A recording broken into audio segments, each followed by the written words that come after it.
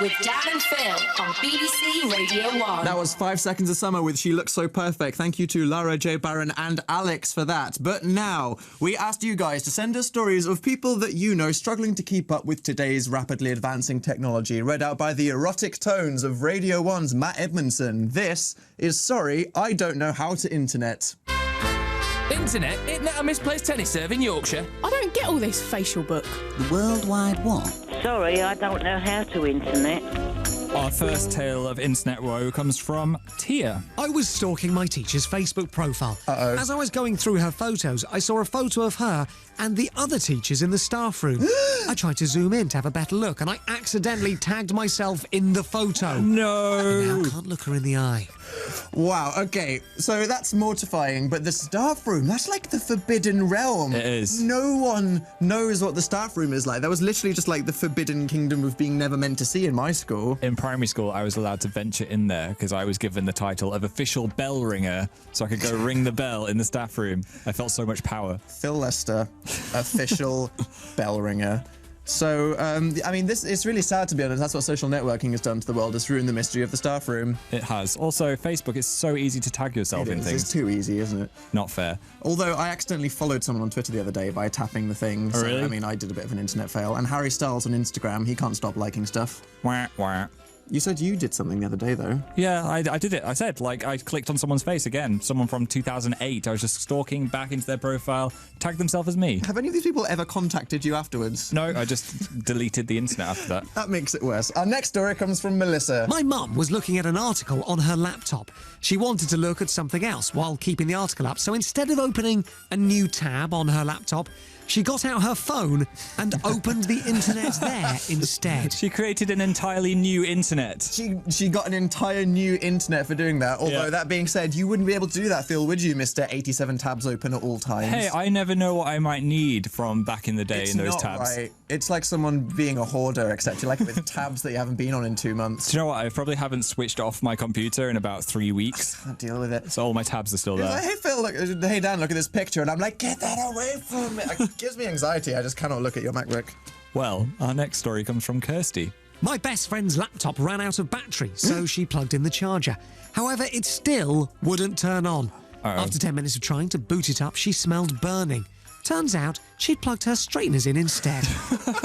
Oh. Just a tangle of wires everywhere. That's not the thing that you want to accidentally plug in, though, is it, to be honest? You do that all the time, though. You just leave the straighteners. Okay, like, I've done that once or twice.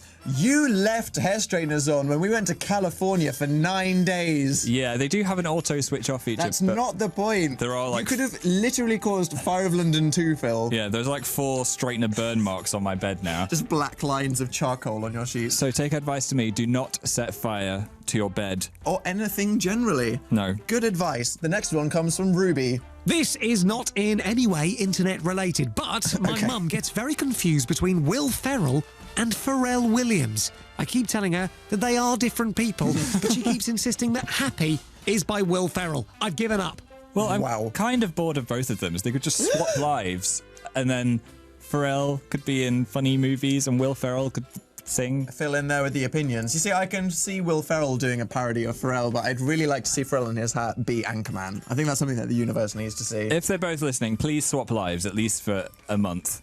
As requested by Phil. Yeah. And our final story comes from Rachel. I taught my mum how to use emojis, and now she sends me one literally every message.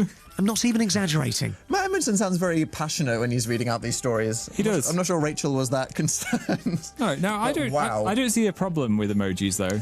Let's look at the picture of what the person's mum was actually sending, though. Okay. Literally every text message has an emoji. I mean, we've got, I can see him, he's eating again, smiley face, I brought him in now, smiley face, it's my birthday soon, balloon cake. And then lol, pumpkin face, they are good, double heart. If she's just using spontaneous, irrelevant emojis, she's quite an advanced user. She is. I mean, emojis isn't about using the relevant thing. It's about just sending your friend a picture of a warthog for no reason. You know? I've started to feel offended if I've started texting someone and they just don't ever use emojis. I feel like they don't like me, and I'm just sending them all these warthogs and stuff. Exactly. You know how the way that people type and text changes constantly? Well, the way it is now with emojis is so relevant. If someone doesn't send an emoji, it's like, why do you hate me? Why was there no tiki face at the end of your do you want to go to the cinema later?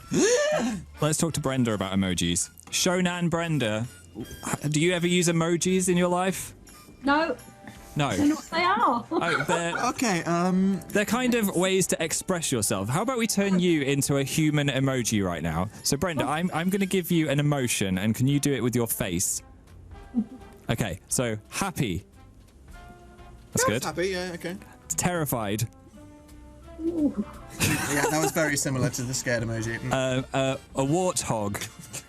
Oh, God. I know that one. Okay, maybe not the warthog. That's fine, though. Brenda, that was inspirational. It was indeed. And that was. Sorry, I don't know how to internet.